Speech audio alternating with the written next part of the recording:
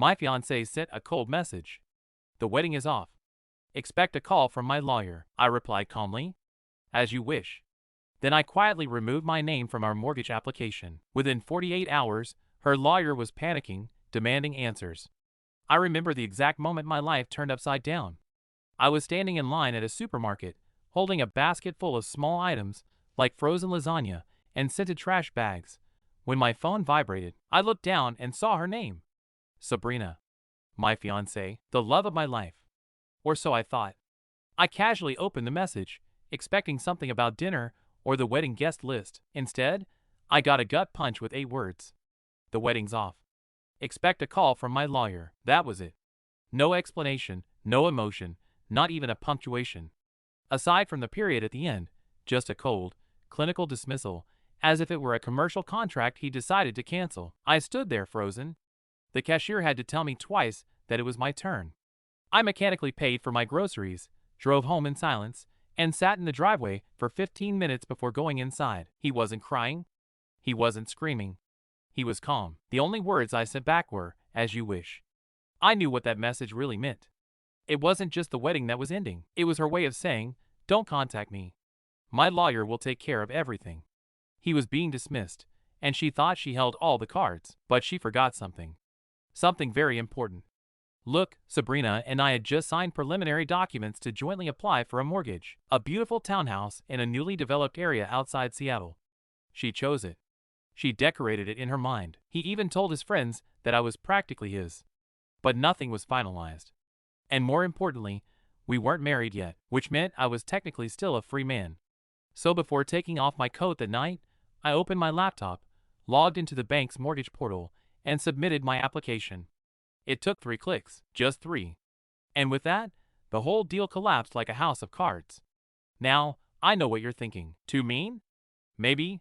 But after 2 years of building a life with her, after all the sacrifices I'd made, including giving up a job opportunity in Chicago so we could be near her family, this wasn't just a matter of meanness. It was a matter of dignity. Still, I didn't expect what happened next. Less than 48 hours later, while I was eating reheated lasagna on my couch, my phone rang. Unknown number. I let it go to voicemail. A minute later, a message appeared. "Hello, this is Amanda Weiss, attorney for Ms. Sabrina Holden. We urgently request a return call regarding your mortgage withdrawal. As this action may constitute breach of contract or financial interference, please contact us immediately." I laughed. They're applying urgently, huh? Suddenly, their lawyer was panicking. Not so cold and clinical now, was she? I didn't return the call. Instead, I waited, and sure enough, more calls followed. Emails too. All with growing desperation. They hadn't expected this. Sabrina, in her usual way, must have assumed I'd be heartbroken, maybe even pleading, but I wasn't. I was done for. The next day, I received a call from a mutual friend, Lauren. She sounded uncomfortable. "Hey, did you really back out of the house deal?" "Yeah, well, because Sabrina's freaking out.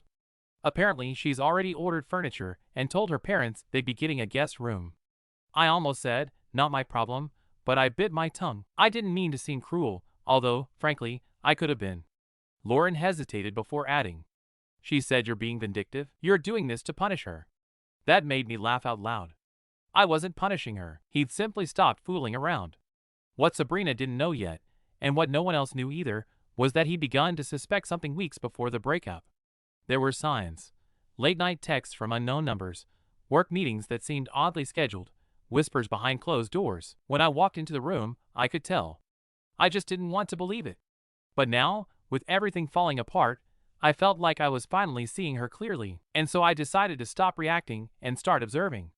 Instead of responding to her lawyer or trying to salvage anything, I remained silent. I let them spiral. I let them wonder. I let them squirm. And in that silence, truths began to bubble to the surface. 2 days later, I received a knock on my apartment door. I wasn't expecting anyone. It was her father. I hadn't seen Mr. Holden since we all had dinner together a month ago, when he toasted about how proud he was to welcome me into the family. Now he just looked tired and maybe a little embarrassed.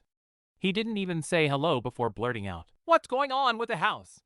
I crossed my arms and said, "I'm not going to buy a house with someone who tells me we're broken up via text message and sends their lawyer to talk to me.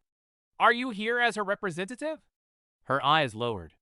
No, I'm here because she's not telling us anything. 1 minute he's saying the wedding is off. The next he's screaming about furniture bills and credit inquiries. I just want to understand what's going on. For a second, I considered telling her everything, but I didn't. I just said, she finished it. I respected that. She can handle the consequences. He nodded slowly. Then he mumbled something like, I told you not to do this, and walked away. I watched him walk away, and a strange calm came over me. But the story wasn't over, not even close, because what I didn't realize at the time was that Sabrina hadn't just taken me by surprise. She'd been planning something calculated, and I was about to find out exactly why I really wanted that house so desperately. The first real crack in the surface came from someone I hadn't spoken to in months. Sabrina's cousin, Eric. We were never close, but we'd shared beers at a few family gatherings and bonded over being outsiders in their tight-knit social circle. He sent me a direct message out of the blue. Hey, dude, sorry about what happened. I didn't realize how complicated it was until now. I just wanted to say you dodged a bullet. I looked at the message for a long time before replying. I appreciate it. What do you mean, though? Eric's response was instantaneous. I probably shouldn't say more. Just ask him about Spencer. The name didn't ring a bell at first. It was pretty common. I'd met a few Spencers through work parties, maybe a couple at those horrible weekend wine tastings he used to drag me to, but none stood out. I didn't respond. I didn't need to. Something about the way Eric phrased it, short, cautious, as if he were dipping his toe into dangerous waters. He told me everything I needed to know. This wasn't just a name. Spencer was connected to the reason she called off the wedding, and I had a pretty good idea what kind of connection that was. I checked her Instagram again. Most of her posts were private now, but one thing caught my attention: her list of tagged photos. There was one from a friend's engagement party a few weeks ago, the same weekend she claimed she was sick and staying home. She wasn't in the photo, but Spencer was, his arm around her waist, close, intimate. My stomach turned. So while I was sitting on the couch microwave heating soup and making final decisions about the backsplash tiles, she was posing with some guy behind my back and pretending to have the flu. That's when I stopped feeling hurt and started feeling something else. Focused. I didn't just want out. I wanted out clean. No strings attached, no debt, no fingerprints left behind. First, I contacted the mortgage company directly and made sure my withdrawal was permanent. I also forwarded them a copy of their breakup email. I was told unofficially that their lawyer had already called twice trying to get me added back to the petition. Too late. Then I did something I hadn't done since before we got engaged. I called Elliot, my old college roommate, and now a real estate attorney in Chicago. He'd offered me a job a year ago, which I turned down because Sabrina insisted we put down roots near her family. I told him I was back on the market. He laughed and said, "It's about time." We scheduled a video call for Monday, and still no word from Sabrina. That was his style. Never directly confronting. Always through layers of pressure, lawyers, friends. But he wasn't playing his game anymore. Or so he thought. It was Sunday morning when the next bomb fell. I woke up to 32 missed notifications. Texts, calls, emails. Not from her. From my bank? Apparently, an attempt had been made the night before to access our joint savings account, which we opened strictly for wedding expenses. I'd funded it with $10,000 of my own bonus. The money we agreed would be for catering and rent deposits. But the request was flagged as suspicious because the transaction attempted to move everything to a private checking account under her name only. I called the bank immediately. They froze the account. And while I was on the phone with them, trying to figure out what the hell was going on, my email pinged with a new message. Subject: urgent. Regarding the wedding funds. It was from Amanda Weiss. Your attorney, Mr. Fisher, is concerned about the funds held in the joint savings account for their now canceled wedding. Since she made several payments into this account, she believes she has a right to claim a portion. That was a lie. She didn't pay a single cent into that account. She kept records. Every deposit came from me. She kept her money separate for flexibility. She always said that. But now that it was all over, she wanted to rob me blind and call it a draw. I didn't respond. Instead, I called Elliot again. He said, "You have a paper trail? Every dollar. Then you're fine. But let me tell you something, man. If she's desperate enough to try that, she's not done." And she was right. That night, I received a voicemail from Sabrina herself. The first direct communication since her infamous text message. Her voice was shaky, emotional, almost as if she wanted to sound devastated. "Listen, I didn't mean for it to be like this. I just panicked, okay? Things got complicated, and I didn't know how to talk to you about it. Please don't think I was trying to hurt you. I played it twice. Then I deleted it. No response. Because here's the thing. Once you show someone you're not afraid to walk away, they get scared, and Sabrina was used to control. She wasn't used to someone twisting the script. Monday arrived. I signed the new job offer from Elliot. Remote to start. Relocation package included. If I chose to move, I was officially back in charge of my life. But on Tuesday, the final thread unraveled. I received another call from Lauren, again. Her voice was tense. As if she'd been crying. You should know. Sabrina is pregnant. I froze. He's telling everyone he's yours. I felt my heart stop. But Spencer has been staying over at his house every night since the breakup. People are starting to talk. My voice was calm. He said how much he is. 8 weeks, supposedly. I did the math. 8 weeks ago, Sabrina was on a cleanse, and she wouldn't even let me touch her. He said he was resetting his body before the honeymoon. That was the last time we were intimate.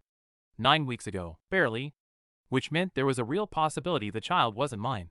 But she was already laying the groundwork to trap me, to tie me to her permanently, to possibly claim paternity, maybe even child support, all while I disappeared from her future mortgage. And the worst part? I knew exactly what she was going to do next. I barely slept after Lauren's call. I stood there in the dark, trying to put it all together. The moment, the real reason she dumped me over text instead of in person. Because that's what it was, wasn't it? A strategy, not a breakup. Sabrina didn't stop loving me. She was planning her escape route and controlling the narrative before I had a chance to speak. And now she was claiming to be pregnant with my child. Except it couldn't be mine. The dates didn't match up. We hadn't slept together in weeks.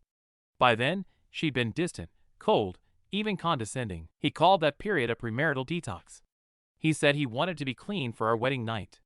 I had no reason to question him. At the time, I thought she was just being eccentric like that.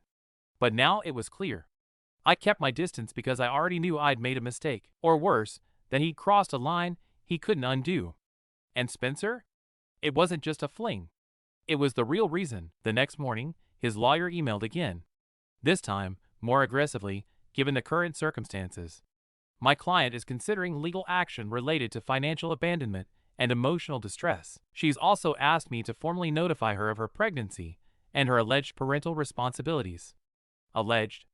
That word chilled me. They were trying to rush me, corner me, force me into a position where I would respond emotionally or make a mistake they could exploit in court.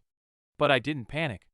I played it smart. I contacted Elliot again and told him everything. The alleged pregnancy, the paternity issues, the financial threats. He told me to go ahead and make the first legal move. You need a paper trail that proves she's manipulating the situation. So I did. That day, I hired a local attorney who specialized in family and financial law. Her name was Sherry Levin, and she was sharp, even cold. But that was what he needed. He drafted a formal letter and sent it to Sabrina's lawyer the next morning. He said, in legal terms, that he denied paternity until a verified DNA test could be performed. He would not contribute financially or emotionally until biological confirmation. Any attempt to access joint accounts or portray me as emotionally abusive would be considered defamation and met with a countersuit. She even included a clause requiring full financial disclosure of Sabrina's current assets, in case Sabrina tried to claim I owed her money from the now-canceled house purchase. I was no longer holding back. Less than 2 hours after that email was sent, my phone rang again. This time, Sabrina didn't leave a voicemail. She called again and again. 6 times in one afternoon. I didn't answer. But Sherry received a call from Amanda, her lawyer, that night. She said Sabrina was distraught and felt ambushed, that we should have handled things privately, that we were escalating a personal matter into a public one. To which Sherry responded. She made it public when she filed legal counsel and threatened financial action. My client is simply responding. I wish I could say I felt nothing, but the truth is, I felt everything. Anger, sadness, regret, mostly regret. Not because we broke up, but because I ignored all the warning signs that led to this. Like how he had refused to combine finances until the wedding, or how she always controlled the social calendar, or how every time I brought up prenups, she'd laugh and say, "Don't you trust me?" But the worst part is, I think a part of me still wanted to believe this wasn't real. That maybe she was scared, that maybe Spencer was just a mistake, and she was trying to fix things. But reality has a way of hitting you in the face when you're not looking. And that blow came 2 nights after Spencer himself. It was around 10 p.m. I was home alone, watching TV, when I received a Facebook message from a profile I didn't recognize. No profile picture, just a name. Spencer. The message read, "We should talk. I don't want to be part of whatever game she's playing."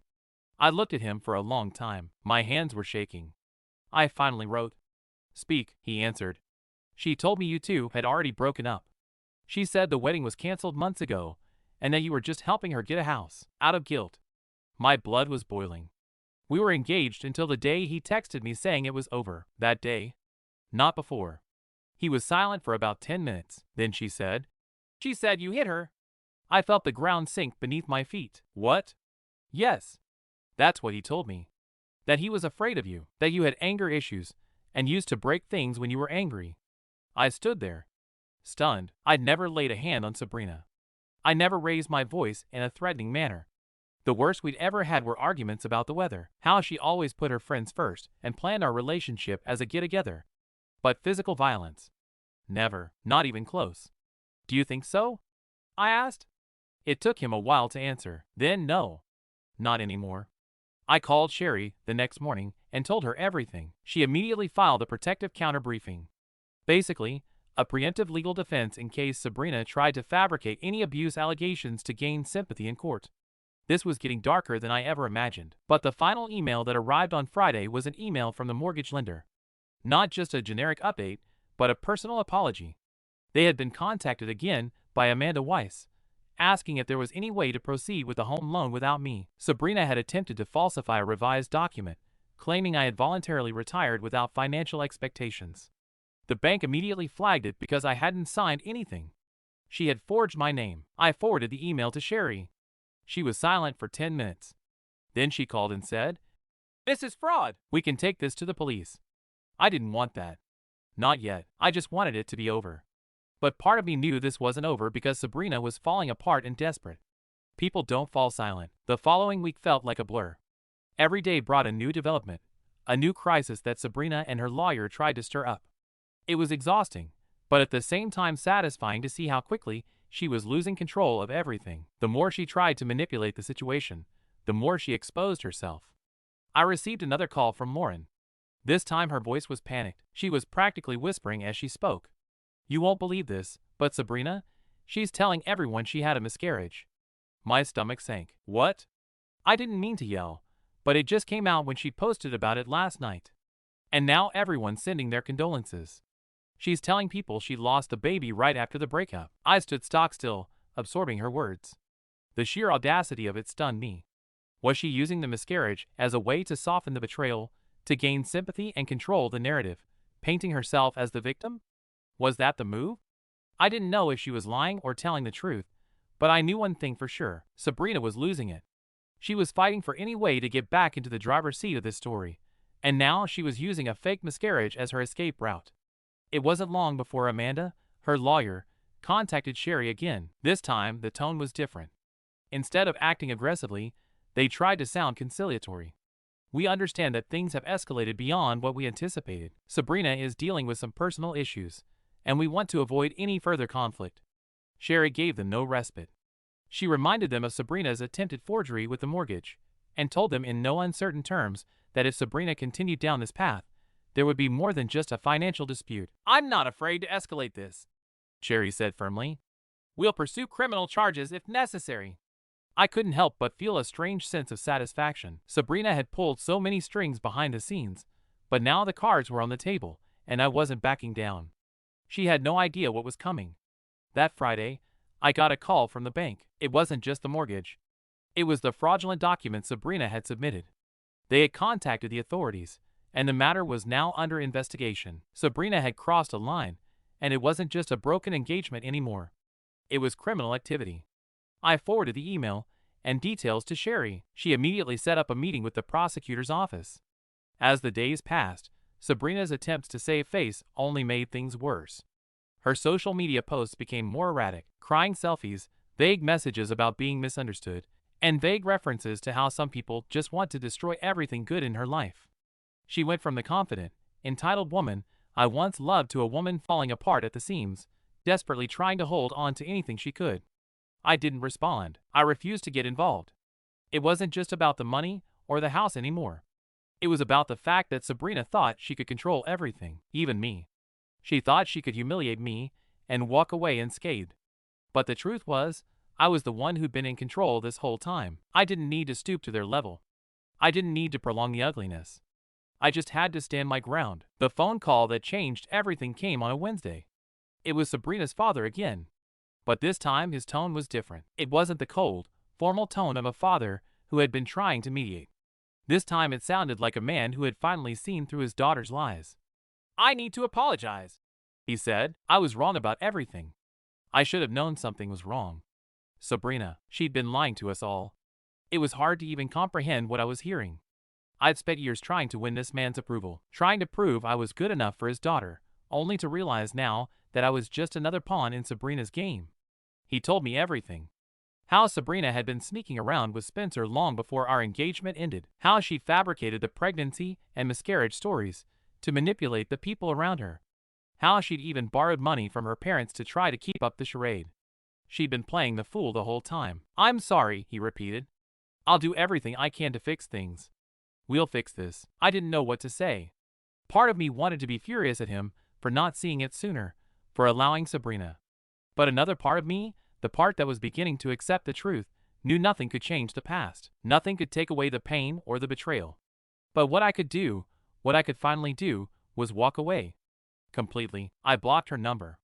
I deleted everything related to her from my life, from social media to old text messages.